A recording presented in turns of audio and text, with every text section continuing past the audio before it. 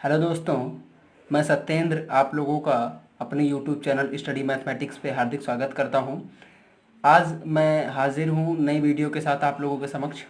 इस वीडियो में हम लोग प्रतिशतता, जो कि बहुत ही एक इम्पॉर्टेंट चैप्टर है वनडे एग्जामिनेशंस में, इस पे बात करेंगे। प्रतिशतता में सबसे पहले हम लोग बेसिक प्रतिशत की परिभाषा क्या है, प्रतिशत की कॉन्सेप्ट्स क्या है बेसिक, उसको समझते हैं। इसके बाद में फिर हम लोग शॉर्ट ट्रिक्स पे बात करेंगे, जिस पॉइंट ऑफ व्यू से जिस जिस तरीके से क्वेश्चंस वनडे एग्जामिनेशंस में पूछे जा रहे हैं उसकी ट्रिक्स पे बात करेंगे। सबसे पहले समझ लेते हैं प्रतिशत क्या चीज़ है। प्रतिशत वह भिन्न है जिसका हर 100 होता है।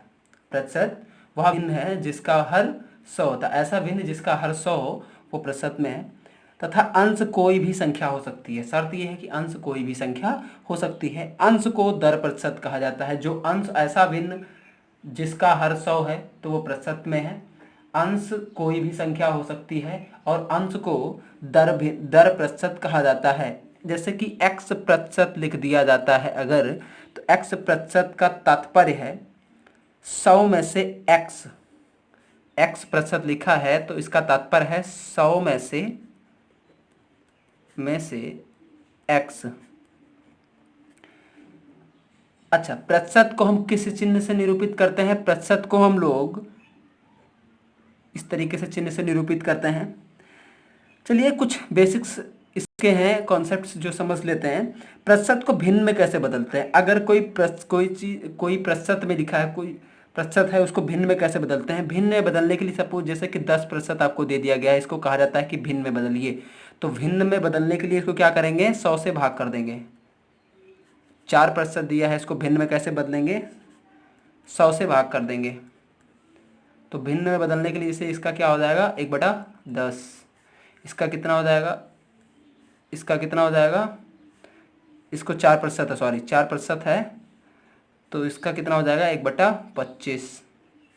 ऐसे कि अगर ले लेते हैं 20% है, इसको भिन्न में बदलना है तो 20/100, मतलब भिन्न प्रतिशत को भिन्न में बदलने के लिए 100 से भाग कर देंगे तो ये भिन्न में परिवर्तित हो जाएगा 1/5। चलिए आगे देखते हैं कि अगर प्रतिशत को दशमलव में कैसे बदलते हैं। जैसे कि 12% है, उसको दशमलव में कैसे बदलते हैं? 12% है, उसको दशमलव में बदलने के लिए 100 से भाग करा दीजिए। 12% को दशमलव में बदलने के लिए 100 से भाग कराइए। 100 से भाग कराने के बाद कितना हो जाएगा? 0.12। ठीक है। अब भिन्न को प्रतिशत में बदलते कैसे हैं? जैसे भिन्न कोई चीज़ भिन्न में लिखा हुआ है, उसको कैसे प्रतिशत में बदलते हैं? भिन्न को प्रतिशत में बदलने के लिए जैसे कि 4/5 एक भिन्न लिखा हुआ है, इसको कहा जाता है कि प्रतिशत में बदलिए। तो 4/5 भिन्न लिखा है, इसको प्रतिशत में बदलने के लिए हम लोग क्या करेंगे? 100 से गुणा और 100 से भाग कर देते हैं। तो इसको हम लोग ऐसे भी कर सकते हैं, 4/5 गुणे 100 और 1/100। तो कितना हो जाएगा ये? 400/5 गुणे 1/100, तो ये हो जाएगा 80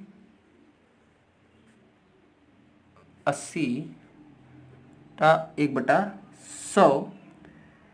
अब इसको हम लोग, अच्छा मैंने बताया है ऐसा भिन्न जिसका हर 100 हो तो वो प्रतिशत लिखा जाता है। तो इसका हर 100 है तो ये कितना हो जाएगा? 80%। वही x का प्रतिशत, x क्या है इसमें? अंश, इसका प्रतिशत क्या लाएगा। चलिए ठीक है, आगे देखते हैं कि अब इसमें किस टाइप के क्वेश्चंस वनडे एग्जामिनेशन में पूछे जा रहे हैं, उस पर कुछ ट्रिक्स पे बात करते हैं। नेक्स्ट पहले टाइप का क्वेश्चन देखते हैं।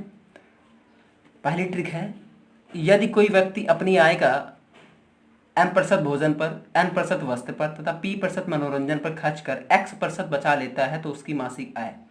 कोई व्यक्ति है, उसके पास कुछ रुपए हैं, वो अपने उन पैसों में से m% भोजन पर खर्च कर लेता है, n% वस्त्र पर खर्च कर लेता है तथा p% मनोरंजन पर खर्च कर x रुपया बचा लेता है, तब उसकी मासिक आय। तो उसकी मासिक आय क्या होगी? मुझे सिंपल जो कुछ है 100/100 minus m + p + n equal to जो बचा हुआ x।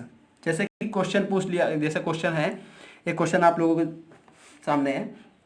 चमनलाल अपनी मासिक आय का 20% भोजन पर, चमनलाल अपनी मासिक आय का 20% भोजन पर, 30% वस्त्र पर तथा 15% मनोरंजन पर खर्च करने के बाद 700 रुपया बचा लेता है, तो उसकी मासिक आय कितनी होगी? तो very simple, 100/100 minus m plus n plus p। तो 20% भोजन पर, 30% वस्त्र पर और 15% मनोरंजन पर खर्च करने के बाद में कितना बचा लेता है? 700 रुपया बचाता है।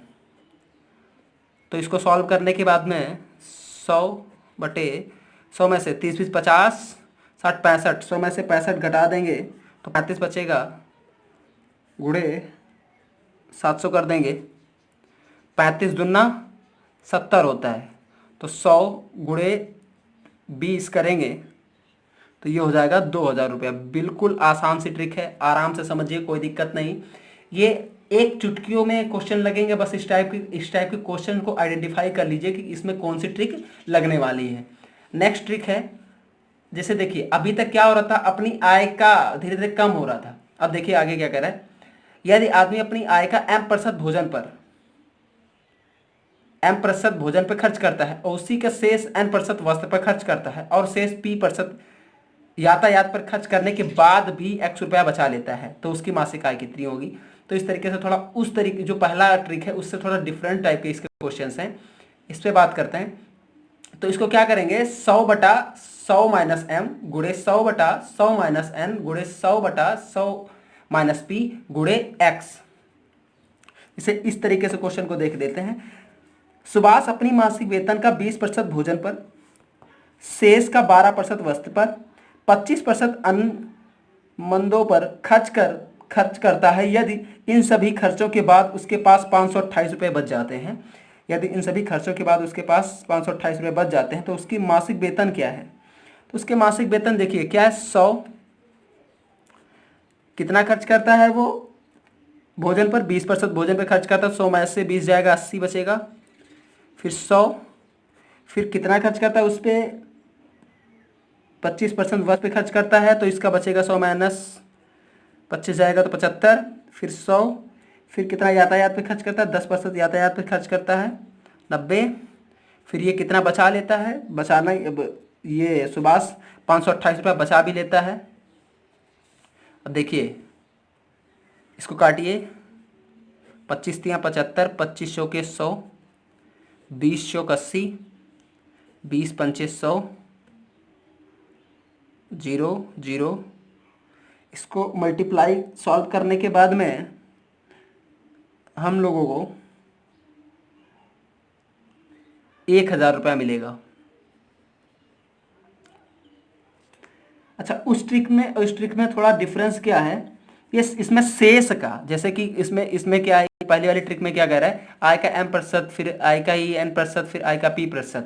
इसमें क्या है, यदि अपनी जैसे कि आय है 100 रुपया, उसमें से 25% भोजन पे खर्च किया, तो 75% का फिर n%, ठीक है। और उसमें क्या था कि 100% 100 रुपया है तो 25% भोजन पे खर्च करता है, तो 20% वस्त्र पे खर्च करता है, 10% अदर पे खर्च करता है, तो मतलब कि 100 में से उसमें खर्च हो रहा था। और इसमें क्या है कि अगर भोजन पे 25% खर्च किया, अब दूसरा अगर वस्त्र पे खर्च करना है, तो जो 75 बचे उसका जितने वस्त्र पे प्रतिशत में खर्च करना है उतना खर्च करेगा, ठीक है। तो इन दोनों ट्रिक पे आप लोग आराम से समझ लीजिए।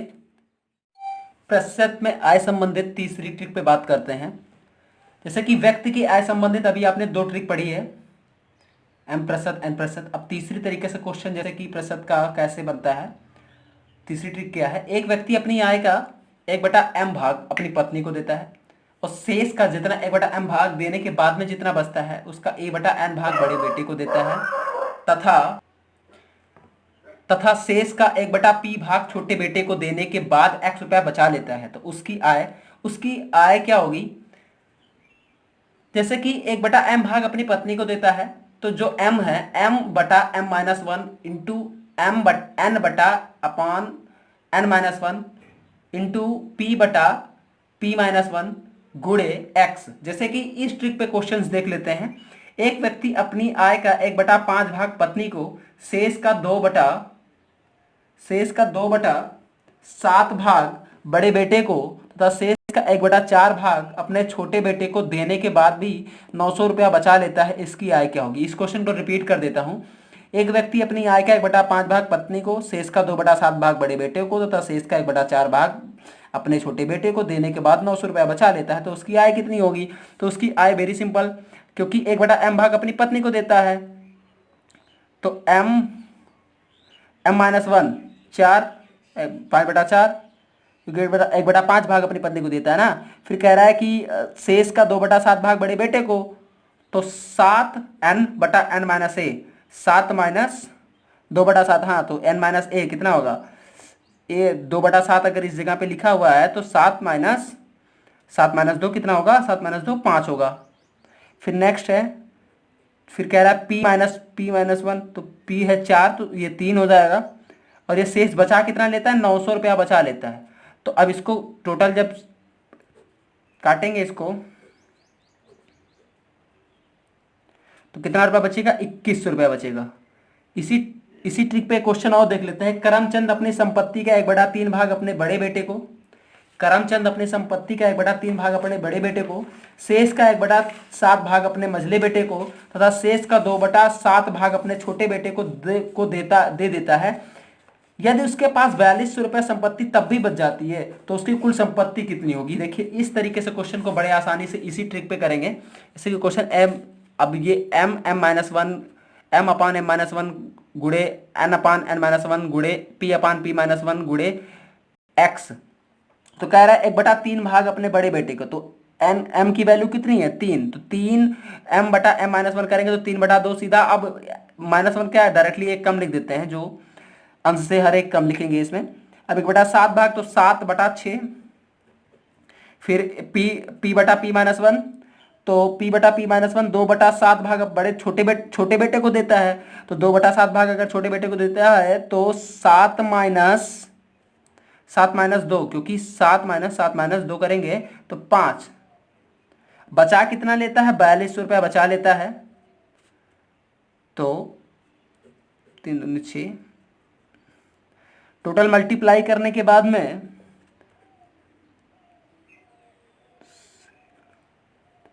10,290 रुपया बचत आएगा।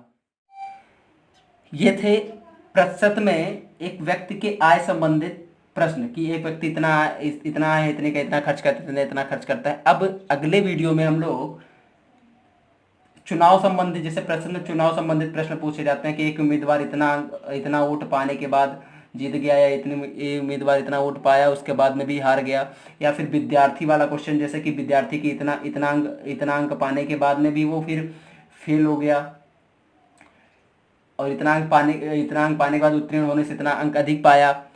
तो अब मिलते हैं हम लोग नेक्स्ट वीडियो में। और जो मेरे इस चैनल पर नए हैं वो प्लीज़ मेरे चैनल को सब्सक्राइब करें, बेल आइकन को दबाना बिल्कुल से ना भूलें, जिससे कि रेगुलर वीडियो अपडेट आप लोगों तक पहुंचती रहे। और प्लीज़ वीडियो को लाइक करिए, शेयर करिए एंड सब्सक्राइब करिए, जिससे ज़्यादा से ज़्यादा लोग इसको देख सकें। Thanks for watching. बहुत बहुत धन्यवाद आप लोगों का।